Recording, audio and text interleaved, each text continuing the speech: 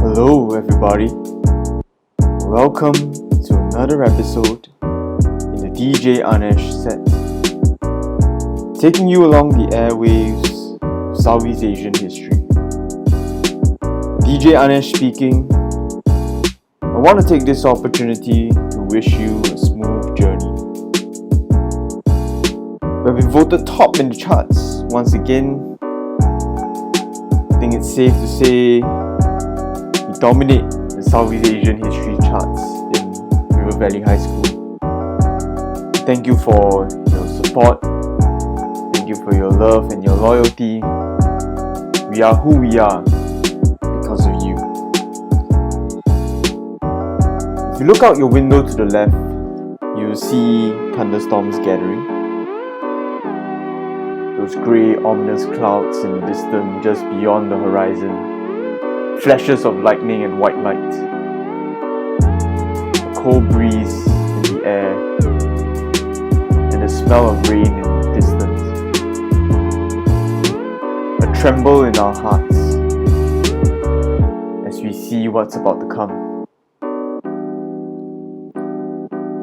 Welcome to today's lecture, where we will look at political opposition, political challenges that face Southeast Asian governments, and we'll see how exactly they reacted to them.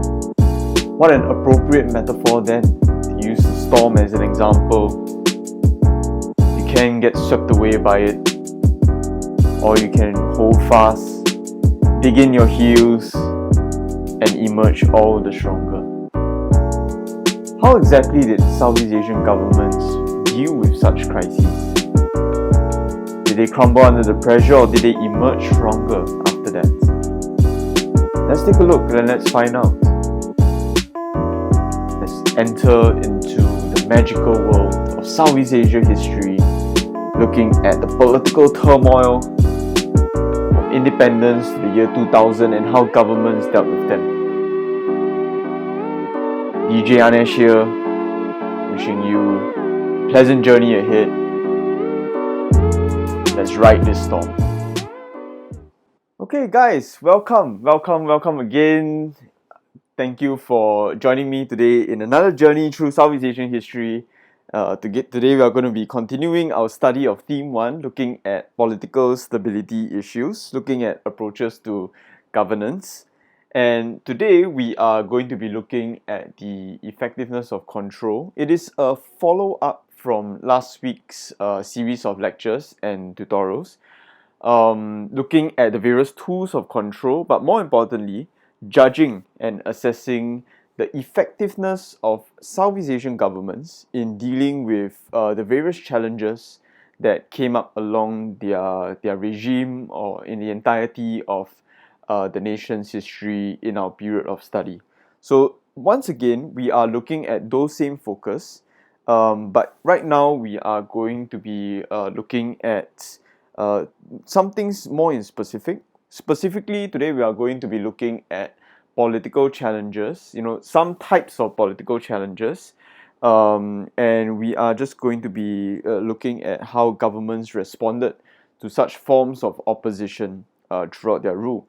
As mentioned in the intro just now, some governments managed to deal with it well through a combination of tools. Some governments crumbled under the pressure and gave way to new governments that came in replacement of them. And today I want to go through some of the case studies. So for today, we are essentially using the same question as the last time round, discuss the effectiveness of Southeast Asian governments in asserting political stability. So this is the grand kind of question that we are still looking at. And you can see the focus here is on assessing effectiveness. Last week in the tutorials, in the two podcasts that I released last week, we did talk about the various assessment criteria. We did talk about the ways to measure levels of effectiveness. So those things that was mentioned last week will apply this week as well as we go through the content in this podcast.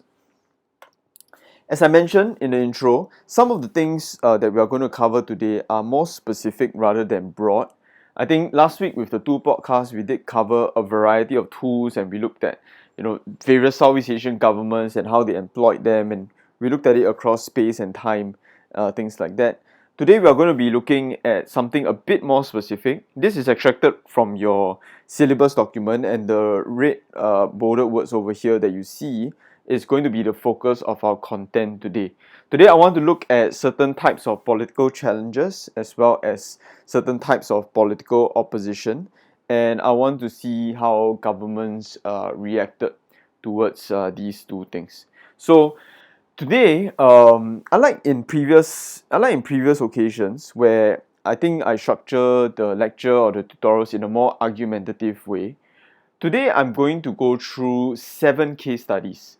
And each case study, I'm going to try to relate it to either a political challenge or a popular opposition kind of point and example.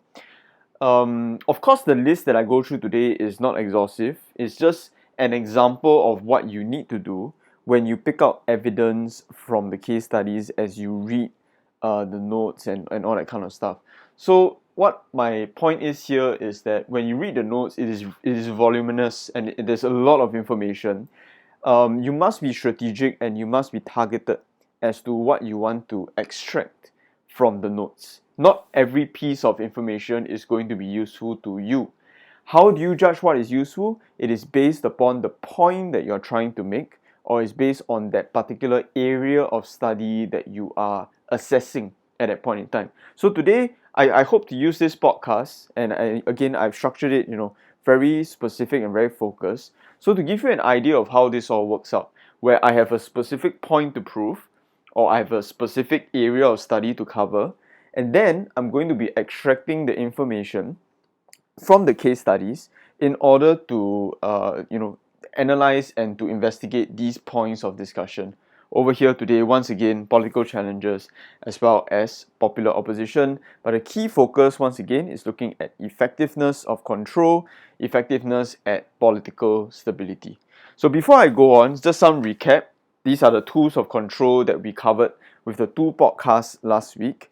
And another thing I want to recap a bit is our definition or our scope of political stability. Remember, when we assess political stability, here are some things to keep in mind. The first thing is that we need to think of political stability on 2 different levels. The first level takes a look at the elite side, so governmental stability. Whether a government continues in power, or are they faced with great periods of instability, challenges to their rule, and eventually they collapse and so on. So the first level we look at with political stability is the elite, the government level kind of stability.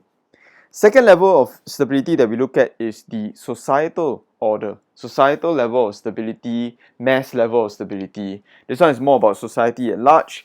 Is it a state of peace? Is it a state of disruption? And so on and so forth. So that's the 2 levels of political stability that I want you guys to keep in mind.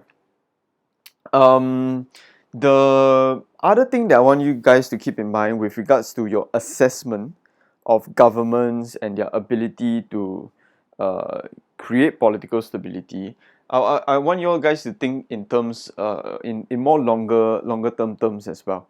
So think about issues of consistency, think about issues of sustainability, the robustness, the durability of their control and their stability. So I want you to think about all these kind of components that go into the concept of what political stability is, so that when you judge effectiveness or ineffectiveness of political stability to any one point in government, at least you will have a fuller, more comprehensive argument and understanding of what political stability entails. Okay, so today, as I said, primarily it won't be so argumentative based. I think I'm going to go into the case studies a bit deeper, so more specific content. But ultimately, they will help you with the argument as well, and hopefully I can give you a reference and a model for how you can approach the notes and how you can use information to support your arguments. Okay, so today for me is always an exciting lecture, or is always an exciting podcast whenever I go into case studies and not really into arguments but into case studies, because I get to show you the complexity of these countries, these governments.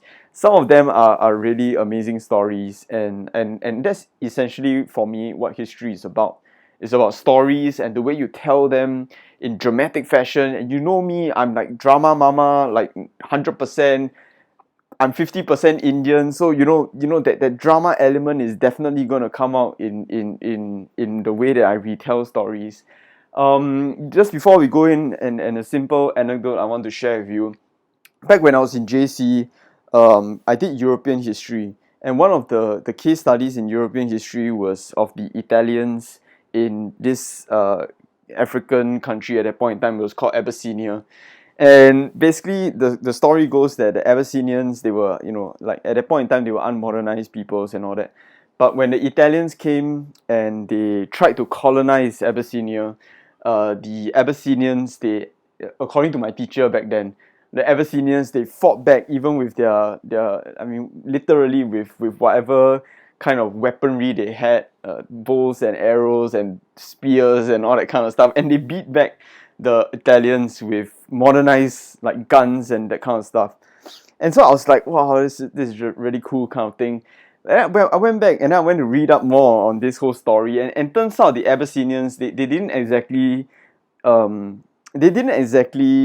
fight solely with bows and arrows and that kind of stuff, but they had modern weaponry lah. Many of them they bought from the Europeans. So there were guns involved and all that kind of stuff. So I went back to my teacher and I told him that, um, hey, like Mr. Keller, actually, this was what you said. That was an exaggeration, and kind of like this is how it was supposed to be, and this is what I read and all that kind of stuff. And I think the response that he gave me was that, well, okay, you might be true. Sometimes the truth sometimes the truth is very dry, or is not as romanticized as it can be. And I think that's one thing I realized about Western historians, is that they love to romanticize history. They love to play up that dramatic element to it. They like to create situations where it's a David versus Goliath situation, where the underdogs, they manage to overcome overwhelming odds and beat Goliath in the end. That kind of stuff. And that's really influenced me lah, in the way I tell stories and the way I see history. And I think that for a long time, Southeast Asian history has been quite dry, in the sense that it's very factual. Oh, this happened, this happened, this happened, this happened.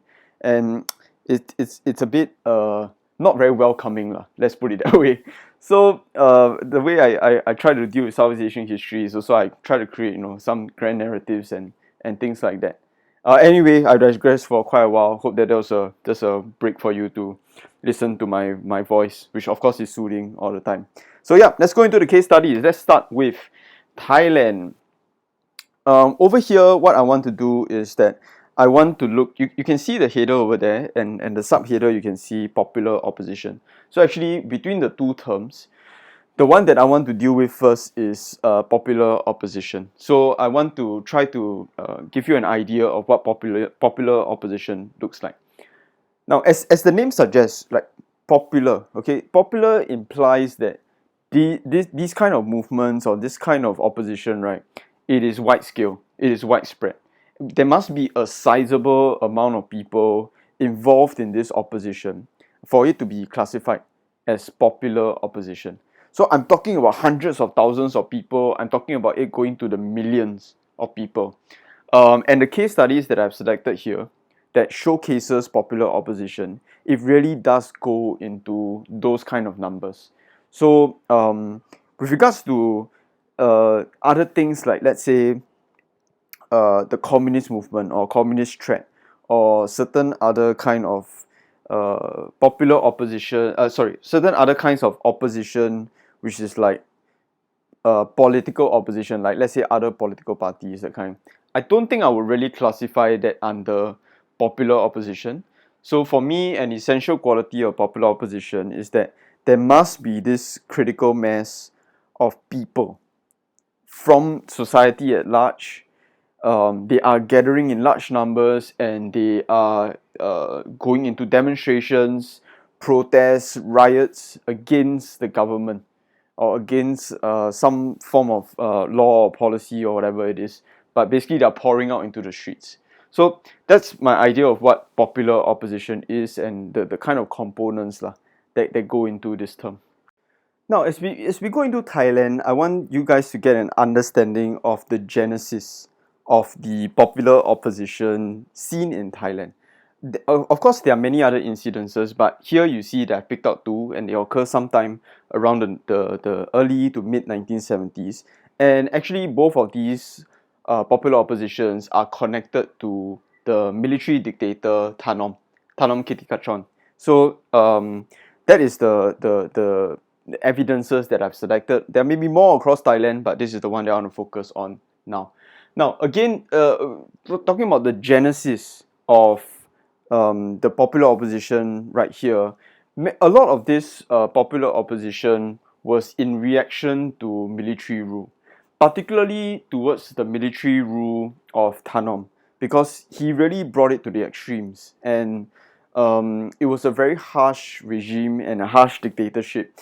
And this was very problematic because this coincided with a time in Thailand and actually with many other Southeast Asian countries. But this coincided with a time in Thailand where there were increasing calls for the democratization of Thai politics. So at a time where the political mood is veering more towards democracy, here we have a military dictatorship that is going to the right-wing extremes. It is really clamping down and really solidifying their militaristic style of rule in Thailand. It didn't help that Thanom himself wasn't a very likable leader, and great factions of the masses were quite frustrated lah with his rule, and you see the dissent starts to pour out onto the streets. So that's the genesis of the popular movements in Thailand at this point in time. So underlying pressures and so on and so forth, it all came to a head in 1973. Over here you can see student movements. Later on you'll see a commonality across the three case studies that I have is that the students, they hold so much agency, and the students are so important to these movements. They are usually the initiators of such movements. They are the ones that rallying. They are the ones with the energy and all that. So what's the moral of the story for me personally as a teacher? Always fear the power of the students. You think that in a classroom the teacher holds the power and authority? No, it lies with you, my dear kids. I kowtow before you in a patrimonial system. You are the patron and I am the client. I am at your loyal service always. Shenko Hanyao, River Valley High School, at your service over here. So, okay, going back to this case study over here. Student movements in Thailand, they are the ones who are really more towards the more pro-democratic. They're more liberal and so on. So they start to react against the regime. It explodes in 1973. There's a popular uprising against Thanom. And then later on in 1976, there is another incident, and we call this incident the Thammasat University massacre. At that point in time, Thanom was already not the leader of Thailand, but after 1973, what happened was that Thanom fled Thailand, so he was in exile. So Thanom left, and from 1973 to 1976, there was a very shady period of democracy. It was very unstable. I wouldn't even call it democracy, that kind of stuff. But what happened was that in 1976, Thanom, from all places actually, Singapore, Thanom came back from Singapore to Thailand. And many people were just worried that this was going to usher in a new, period of his rule, or that he was back, and so on and so forth. And people just didn't like the idea that he was back in Thailand and what that could signify. So once again, they poured out into the streets, and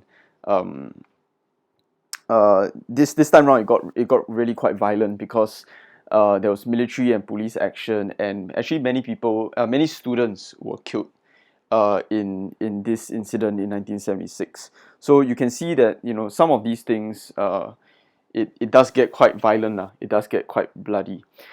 Now, let's take a look at how governments handled these kinds of situations. In 1973, when there was the popular uprising, first I think they tried to control the situation through military and police action. But when they saw that the situation was untenable, basically what happened was that Thanom resigned because he was really at a corner already, and there's nothing else left to do. He resigned, and with his resignation and the king accepting his resignation, that brought about some level of peace and calm. 1976, the same thing happened as well. There was police and military suppression. This time around, it was a lot more violent.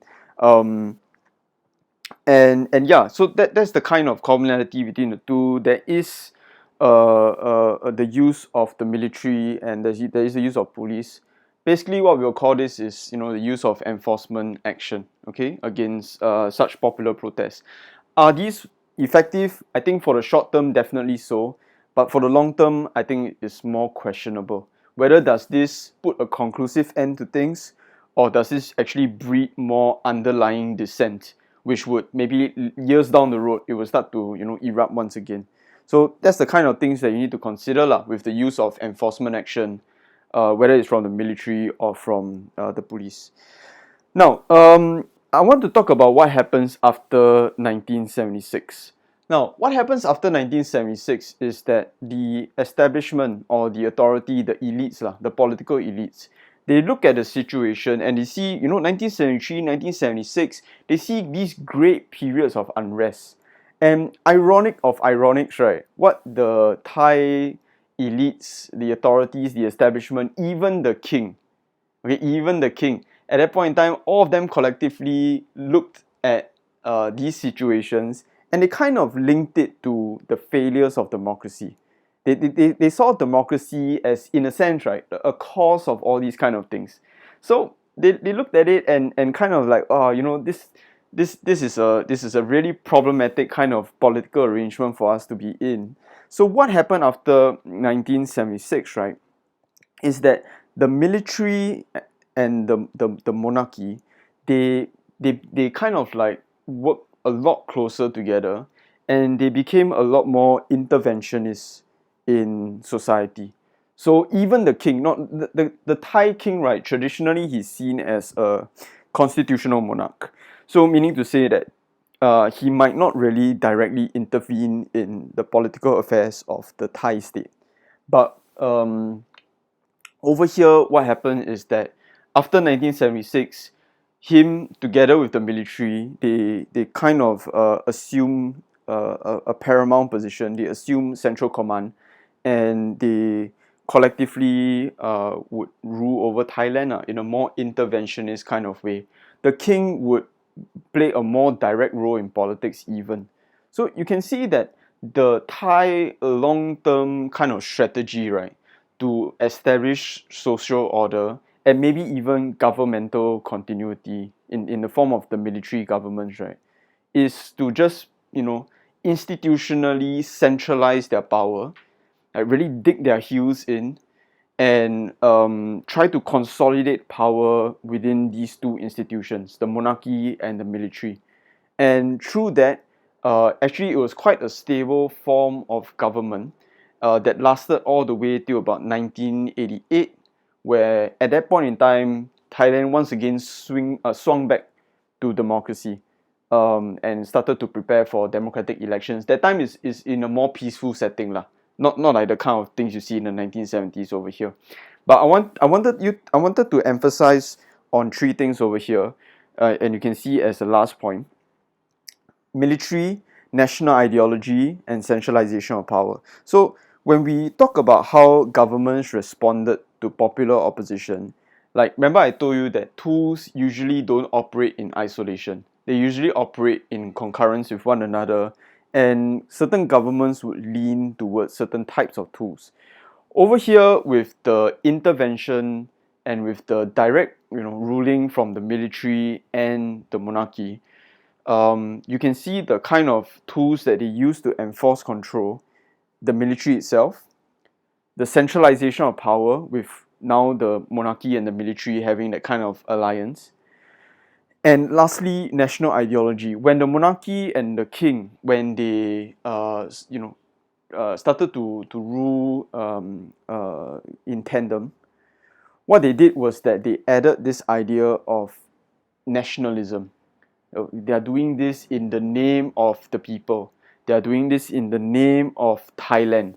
They are doing this in the name of the nation. They are doing this in the name of the king. So, all these kind of things, right? It adds that emotive element, that emotional element, that sense of spirit and solidarity among the nation. But yet at the same time, it centralizes the focus on the military and the monarchy in providing such a stable order, whether it is on society at large or whether it's at the governmental level.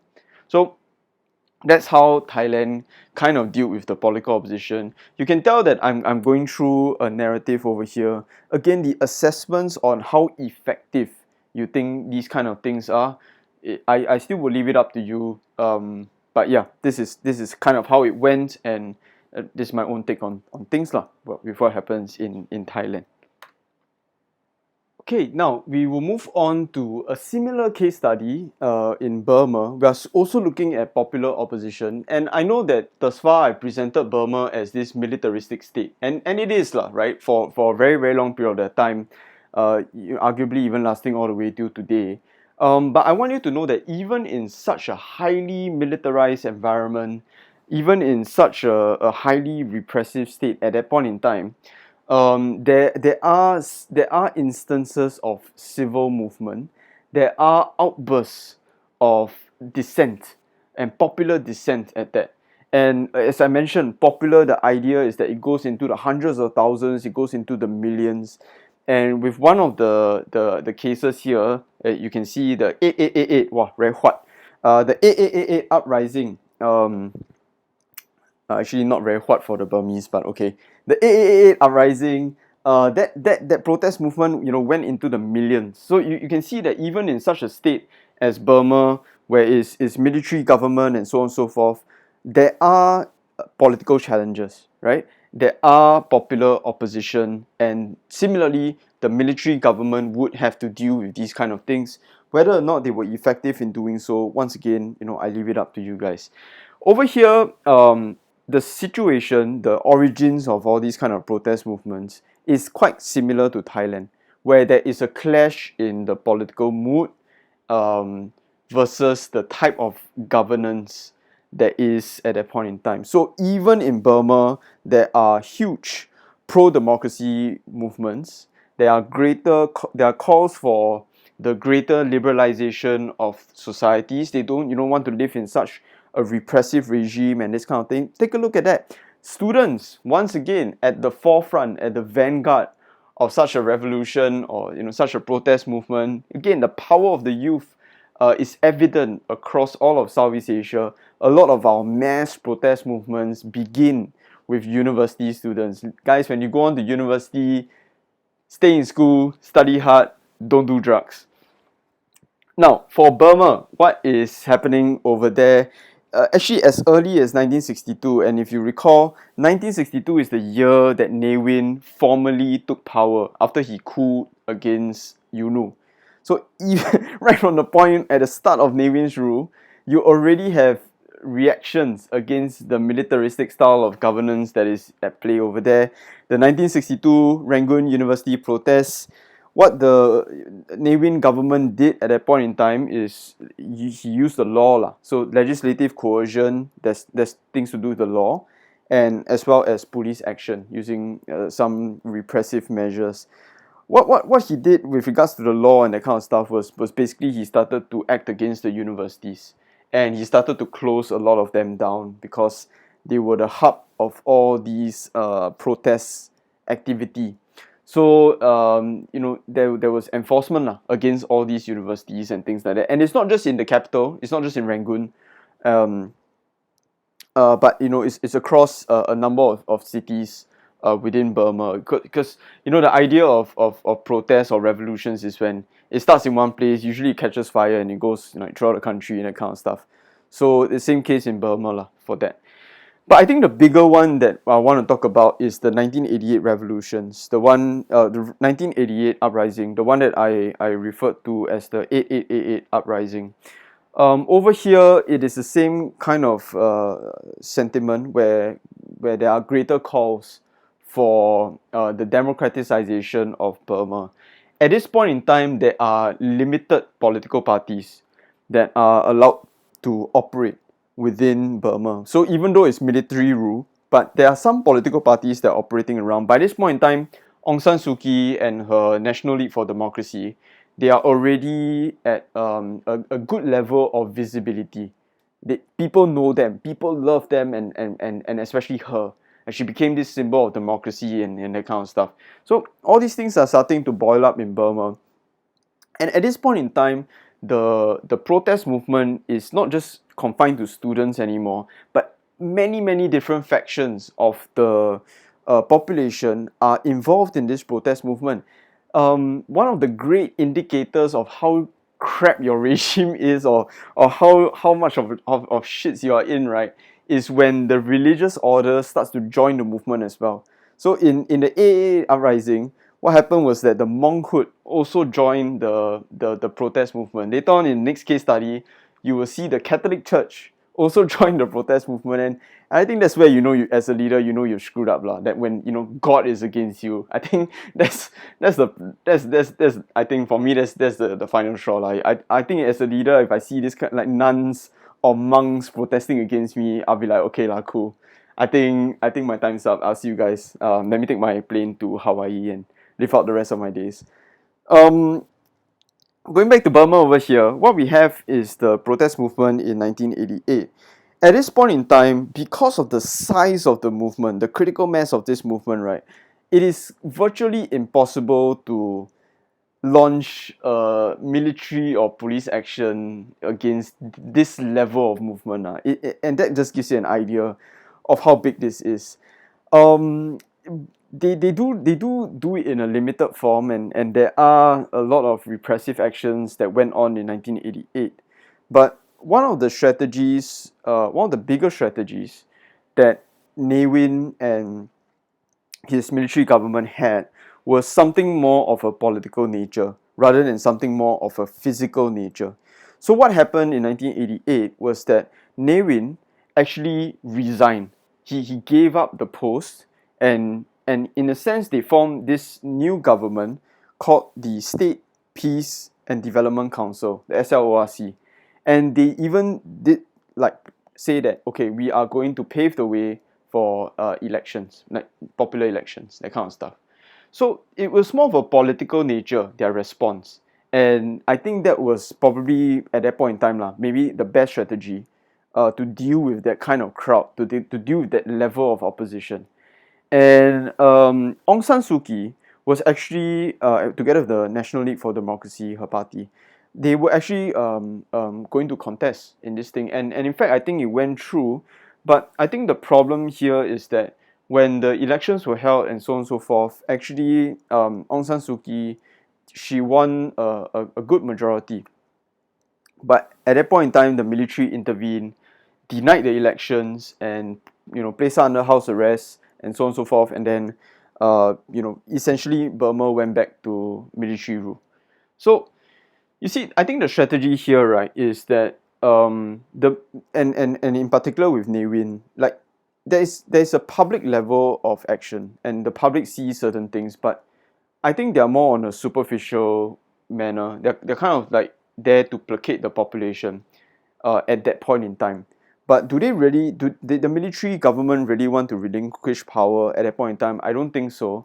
And the actions that were seen after 1988 showcase that the military was still firmly in power. In fact, Ne Win himself was still in power in the shadows. He was in the background of the SLORC. So, the entire military structure is still there, but as a measure of response to the public, they did initiate certain public measures like, let's call for elections, or let's change the government, the name, and maybe, this would give the idea that we are going for genuine reform. We are moving towards democracy, that kind of stuff. So, but for me, I think this is all kind of public moves and all that, and I don't know lah. uh, to me, my assessment, and I think there's quite clear evidence to see that the military themselves are still firmly in power, and this was just their political strategy um, to deal with these kinds of situations. They placed Aung San Suu Kyi under house arrest, which means that she couldn't leave the house. So that means to say that she couldn't lead a political party, and the democracy movement kind of died down for a while in Burma, and the military just continued to enact their control lah.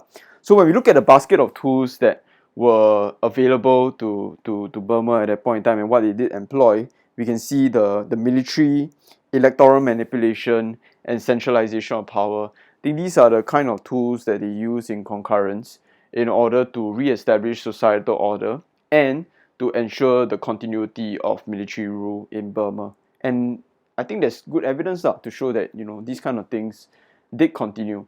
Not too sure about societal order though, because as I mentioned, I think that one of the things you need to consider with enforcement action is that does it really address the root of the issue, or does it just give an ad hoc response to the issue? So for Burma's case, while the democratic movement suffered a setback, I don't think it died. And in fact, it continued to linger on, and it got stronger and stronger across the years and that kind of stuff. Okay, so that's for Burma. Okay, now the next one on the Philippines. Over here, I think that it is really to do with this central figure of Ferdinand Marcos and the kind of associations that people had with him, his type of regime, the level of corruption, and all that kind of stuff. So Philippines has a long history of democracy, longer than most Southeast Asian nations, and they had stable presidential democracy for quite some time until this point in time in the 1970s, where Marcos declared martial law and abandoned presidential democracy. He did so on the pretext that there is a communist insurgency, there is a security threat to the nation, and normal democracy has to be suspended. And what that meant is that he could stay in power for a longer time compared to what democracy would have provided for in his case. So 2 terms, but rather presidential period of 4 years is 1 term. But for Marcos, you can see that he came into power, I think 1965, and you can see he only left power in 1986. So I think the genesis of the problem in the Philippines, the genesis of opposition in the Philippines, came from the fact that that Marcos really manipulated democracy, and people could see it for what it was. There were abuses of the system. There was a lot of lust for power. There was a lot of self-interest that was involved in his politics and his rule. And across the years, many people saw the regime for what it was, and the underlying dissent continued to build and build and build, and then finally exploded in several events. You can see the first event over here is called the First Quarter Storm in 1970. This is about only, this is quite relatively early on in Marcos's term, and even at that point in time already, people were worried about his abuses of power and his excesses of his authority. So people are already reacting against Marcos. And First Quarter Storm, you can see how dramatic this name is, and there's a whole series of protests and riots and strikes and so on and so forth against the Marcos regime. I think at this point in time the communists were involved as well, and because the communists were involved in this First Quarter Storm series of popular protests, it gave Marcos the pretext in order to launch into martial law. So you can see why it serves as a pretext, because here we have many different sections of the population that was against Marcos. Just so happened the communists were one of those sections, and he used that and he focused on that to declare a state of emergency. But I think it betrays the truth, right? Because here we see that a leader is getting increasingly unpopular. That fed into his insecurity, and through his insecurity, he launched into an authoritarian measure of martial law, but in self-interest, in order to maintain his power. Was that really a credible communist threat? I don't know about that.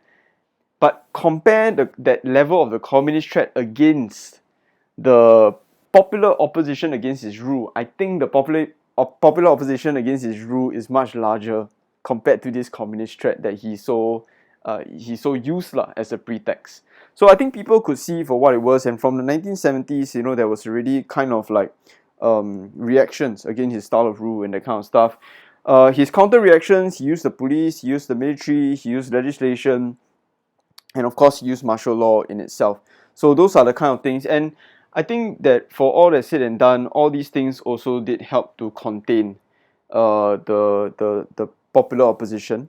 And you can see I mean, at least for that period of time, and for the next 16 years or so, 14 years or so, he was able to maintain his time in power. And I think Philippines at that point in time generally had a good level of political stability as well. However, underlying dissent continues to build until we get the EDSA revolution in February of 1986. This is the one where I told you that like millions, right, of people poured into the street.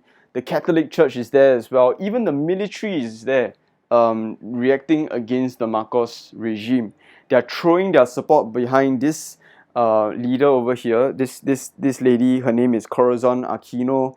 At first, she was not the leader of the democratic movement. It was in fact her husband, Benigno Aquino. And what happened was that he got assassinated, and it was it's a real tragic story. He had just come down from a plane, and he just got assassinated. His wife, who is Corazon, she took over the mantle of politics, and she became this symbol for authentic and genuine democracy, and she became the leader of the People Power movement in the Philippines, where even the military threw their backing behind her and away from Marcos. So in 1986, what happened was that people were fed up with Marcos, fed up with his electoral manipulation, because in 1986 there was actually an elections, and it showed that Aquino won the popular vote, but then kind of like there was manipulation here and there, and Marcos said that he had won, and so on and so forth. So people are just tired of this level of corruption at the elite level of Philippine politics. So what happened in 1986? Same thing, there was limited use of the police and the military, a lot of use of the media actually, where Marcos came onto television and really tried to address the various accusations against him and things like that. But I think to no avail. By that point in time, it was really a lost cause kind of situation, because the opposition against him was just massive. And I think the turn of the tide, or the tipping point, really came when the military, who used to be his allies, now turned against him. So here we have military generals, one by one, who were arm in arm with Marcos at one point in time. They just distanced themselves from him, turned against him. They threw their support behind Aquino and the democratic movement, and that's where Marcos knew that the jig is up. And of course, don't forget the nuns, who also marched onto the streets under the Catholic leadership. It was a directive from Catholic leadership to do so. So it was a strange time in Philippine politics. What's even stranger, and this is a piece of fun fact, I guess, the cardinal of the Catholic Church at that point in time, his name is Cardinal Sin, S-I-N. And I hope that the irony is not lost on you. I didn't know how they dealt with that kind of situation where the head, or a leader in the Catholic Church has the surname of Sin, and I don't know how they dealt with that. But yeah, so long story short, 1986, Corazon Aquino, after Marcos, he flees the country, he's exiled, and then Aquino comes into power. And that ushers in her period of time with presidential democracy. So from her period of time onwards, Philippines resumed presidential democracy. So you can see that is the dominant political tradition. That's the dominant political culture there. That's what gives stability to the country. If there's an alignment with the dominant political mood, and in this case, it is democracy. So over here, the kind of tools that I can see being played at over here is definitely democracy, definitely nationalism as well, and strangely enough, the military. I told you how the military plays an important role in providing that level of stability. Um, Whether it's throwing their support behind a democratic regime and giving them their popular vote or giving them their popular support, or whether it's through their enforcement abilities or whatnot, with this new presidency and things like that. So these are the basket of tools that you can consider for Philippines. So I'm done with the category on popular opposition, and I've done with 3 case studies. So at first we looked at Thailand, then we looked at Burma, then we looked at Philippines. Now I'm going to go into the other category of what political challenges look like, and I'm going to look at 4 different case studies. So actually by the end of this you would have 7 case studies, and kind of just an idea of how to pick out evidence from the case studies to support certain points that you're making. Now, political challenges, you can see that this term is actually quite broad and it's quite vague. And today's lecture, what I want to scope political challenges to is I want to look at elite political challenges. Meaning to say, I want to see political threats to the ruling government or to the government at that point in time. So I'm scoping political challenges to elite politics for today's podcast. Okay, so that's the kind of scope and the specifics that I'm going into. Of course, let's begin with Singapore, and definitely I think the political challenge that faced the PAP government from a very, very early point in time is the communist threat.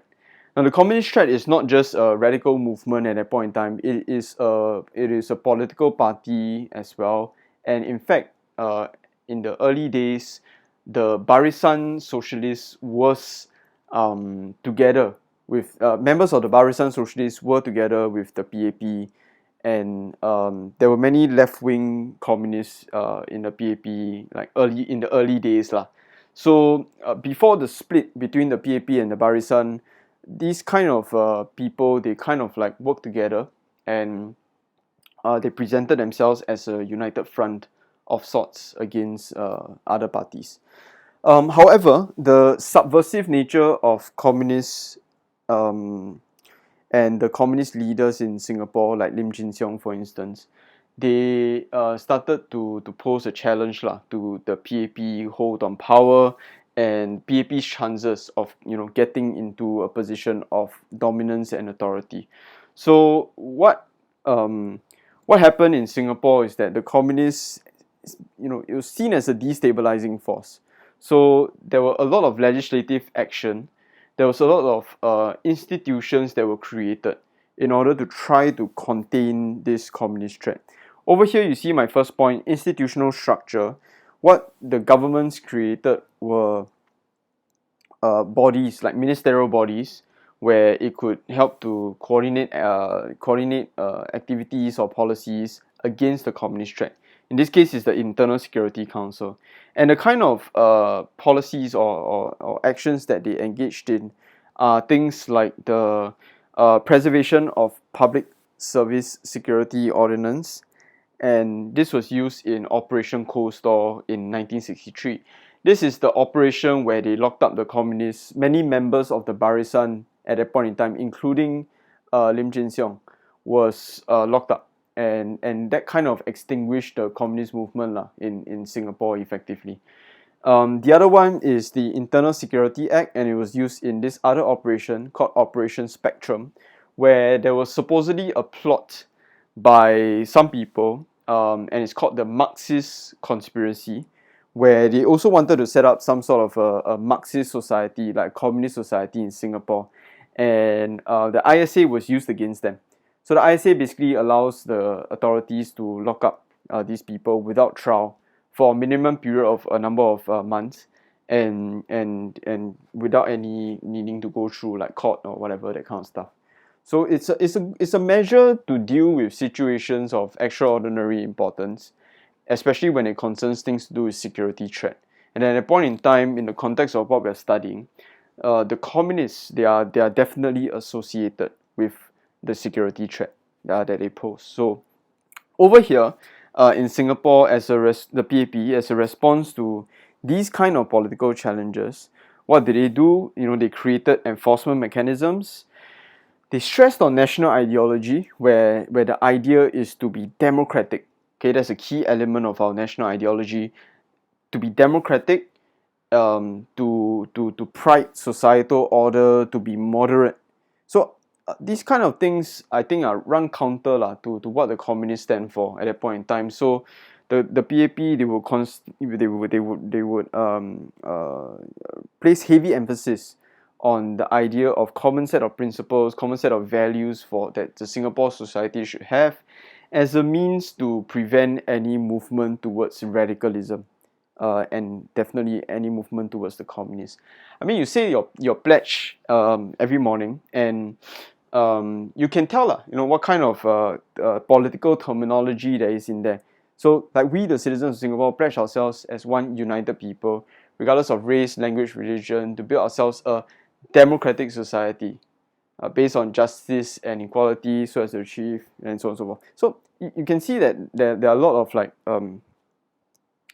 things that how should I put this?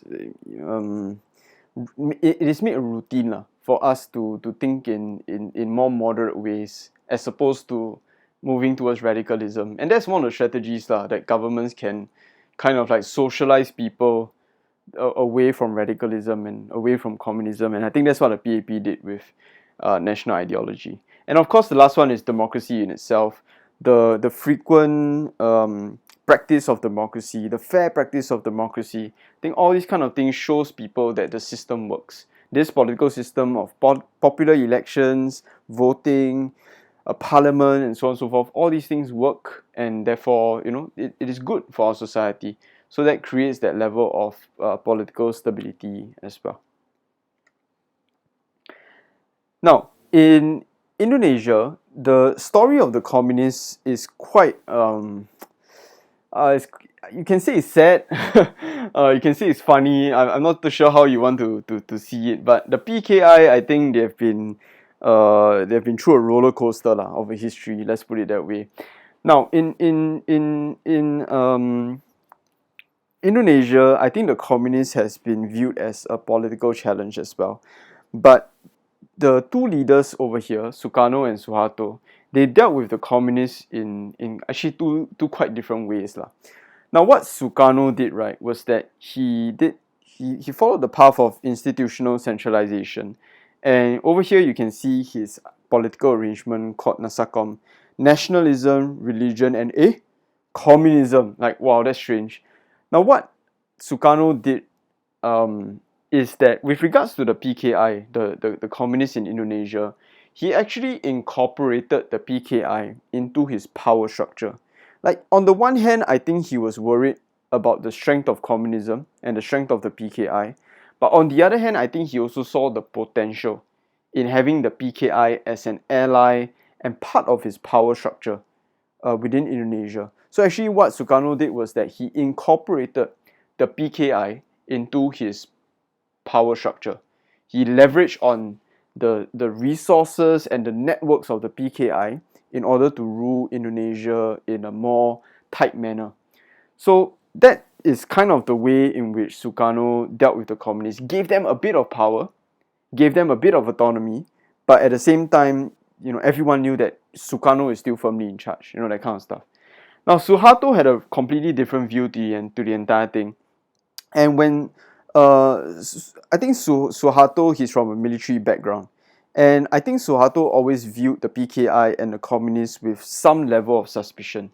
And I think this suspicion just grew over and over and over. So Suharto wanted more power to the military and less power to the PKI. So long story short is that when there was a coup on Sukarno's rule when there was a coup on Sukarno in 1965, Suharto used the opportunity to purge the communists. Essentially, he blamed the coup on certain leaders, but he also blamed the coup on communists. And what happened after that is a systematic purging of communists across Indonesia by Suharto and the military. And to the effect that the PKI never ever became a source of strength, and they just kind of like lingered on, but they were never really a serious contender anymore in Indonesian politics once this purge began. So with regards to dealing with the communists and with regards to establishing social order or political order in the Suharto era, definitely leaning more towards military and police action, more suppressive measures of control and things like that. It's really funny, and it's really one of the one of the telltale signs of how American foreign policy is that when Suharto and the military, when they began their purge of the communists, they didn't just purge communists, but actually they purged a lot of political opponents as well. And in particular, they also purged a lot of the Chinese community. And the thing is that since this was packaged as an anti-communist raid, this was packaged as an anti-communist purge, the US threw its support behind this purge. And it's one of those situations where the US is in a sense funding a massacre, and there are no qualms about it from the US side because I mean Cold War agenda is the priority, and there's nothing to ever compete against Cold War agenda. So it's one of the more harsh realities of the Cold War, where it's more down to pragmatic politics than anything of ideals and all that kind of stuff. So yeah, that's the Indonesian story over there. For Malaysia, I think I don't need to go too much into Malaysia because it is pretty much the same story as Singapore when it comes to the communists. You can see the same mechanisms are employed over here. I think the only added thing for Malaysia is that they actually the communist threat over there I think was a lot more serious because there was a lot of guerrilla warfare and that kind of stuff.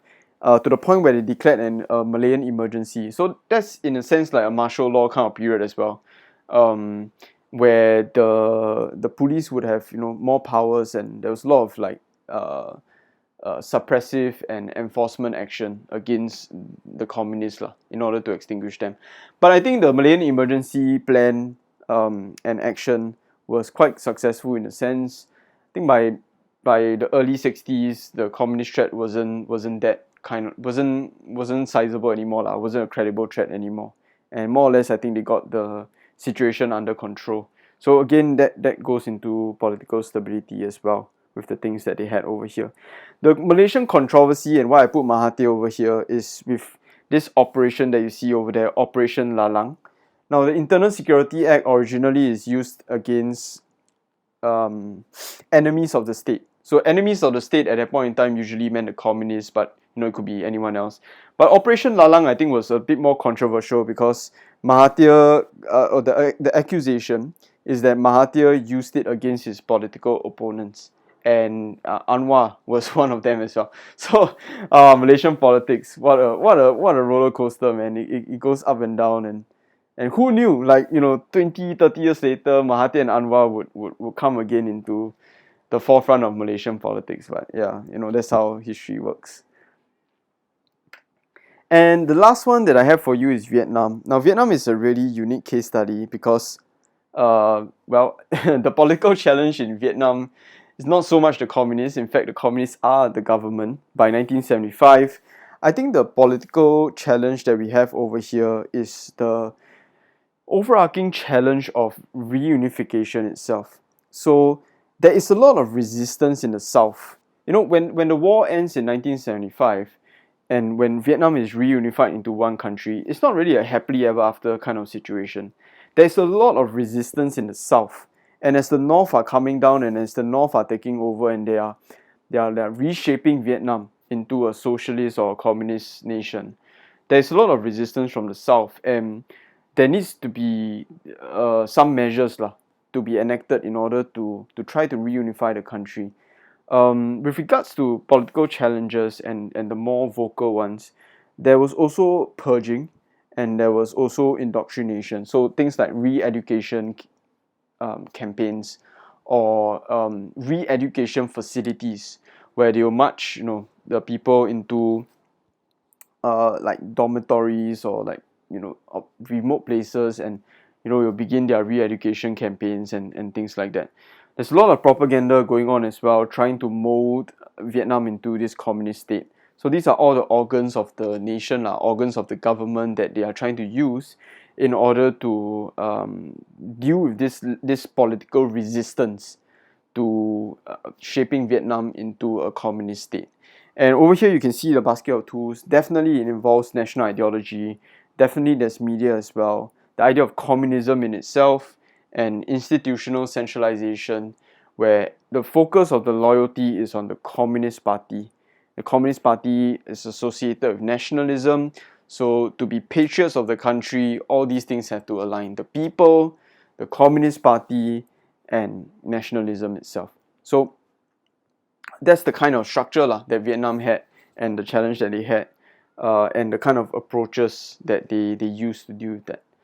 So hopefully today I've given you an idea, clearer understanding of some of the examples over here, and the examples that you can pick out in order to prove your points. I pretty much left the idea of effectiveness and assessments of effectiveness still to you, and I kind of want to hear from you guys during tutorials. So do get a greater sense of the case studies, do get a greater sense of your own opinions and your own arguments, so that we can discuss more of them during tutorials. We will essentially be using the question over here, discuss the effectiveness of governments in asserting political stability. So that's the question that we are going to use for tutorials, and I just want you guys to prepare a bit for that, and then we can have a greater discussion during the tutorials itself. Okay, so thanks guys. Anesh out.